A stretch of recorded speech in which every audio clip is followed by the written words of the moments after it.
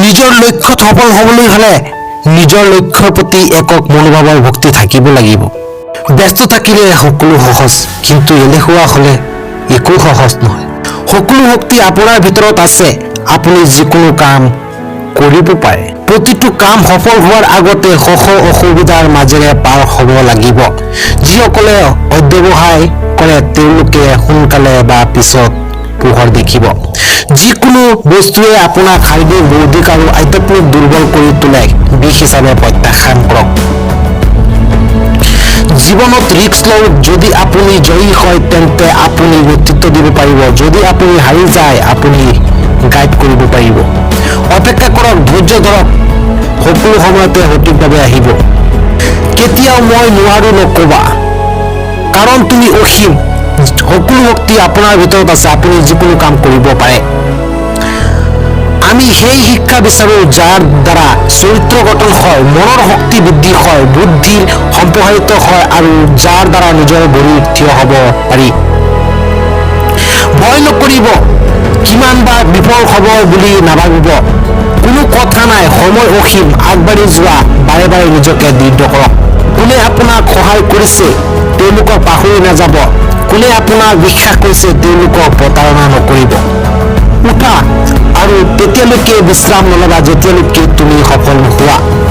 আটাইতকৈ ডাঙৰ ত্যাগ হ'ল যেতিয়া আপুনি আনৰ বাবে নিজৰ সুখৰ মুহূৰ্তবোৰ এৰি দিয়ে।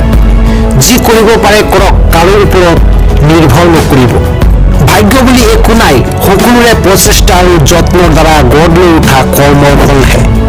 যেতিয়া আপুনি পোহৰৰ জগতত থাকিব তেতিয়া সকলো আপোনাৰ পিছে পিছে যাব, কিন্তু যেতিয়া আপুনি আন্ধাৰত প্ৰৱেশ কৰিব তেতিয়া আপোনাৰ ছায়াও আপোনাক এৰি যাব। সাহসী মানুহেহে ডাঙৰ ডাঙৰ কাম কৰিব পাৰে, কাপুৰুষে নোৱাৰে। যদি আপুনি সঠিক তেন্তে আপোনাৰ খং কৰাৰ কোনো কাৰণ নাই, আৰু যদি আপুনি ভুল কৰে তেন্তে আপোনাৰ খং কৰাৰ কোনো অধিকাৰ নাই। যুদ্ধ যিমানেই কঠিন হ'ব সিমানেই জয়ী গৌৰৱময় হ'ব। মনৰ শক্তিবোৰ সূৰ্যৰ ৰশ্মিৰ দৰে, যেতিয়া সেইবোৰ একাগ্ৰ হয় তেতিয়া সিহঁতে জিলিকি উঠে। বেয়া কথাটো হ'ল সময় কম, কিন্তু ভাল কথাটো হ'ল সময় এতিয়াও আছে। যদি আপুনি সঁচাকৈয়ে নিজৰ জীৱনটো সলনি কৰিব বিচাৰে তেন্তে প্ৰতিদিনে নিজৰ অভাৱবোৰ আঁতৰাবলৈ চেষ্টা কৰক। যদি জীৱন পাইছে তেন্তে কিবা এটা হৈ দেখুৱাওক। আজি সময় বেয়া, গতিকে কি হ'ল এদিন সলনি কৰি দেখুৱাওক। যিদিনা আপুনি কোনো সমস্যাৰ সন্মুখীন নহয় সেইদিনা আপুনি নিশ্চিত হ'ব পাৰে যে আপুনি ভুল পথত আগবাঢ়িছে। যি শিক্ষাৰ দ্বাৰা আমি আমাৰ জীৱন গঢ়িব পাৰো, মানুহ হ'ব পাৰো, চৰিত্ৰ গঢ়ি তুলিব পাৰো আৰু চিন্তাৰ মিলন ঘটাব পাৰো, সেয়া সঁচাকৈয়ে শিক্ষা বুলি কোৱাৰ যোগ্য।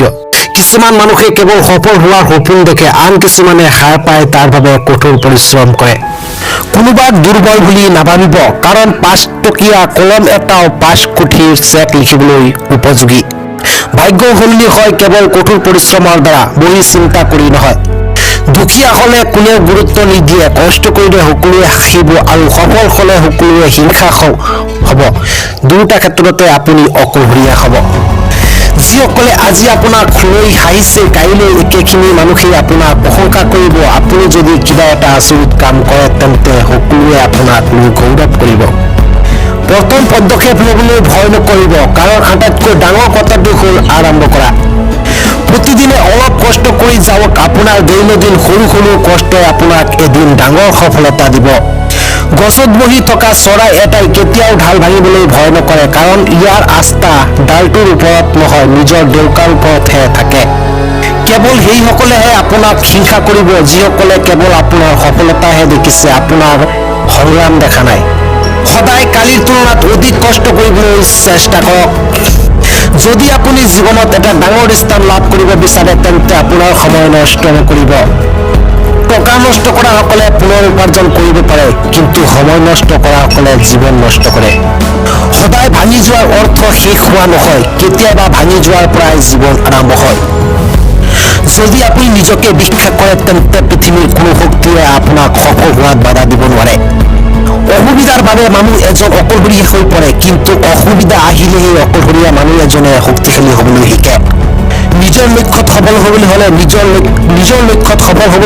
নিজৰ লক্ষ্যৰ প্ৰতি একক মনোভাৱ ভক্তি থাকিব লাগিব।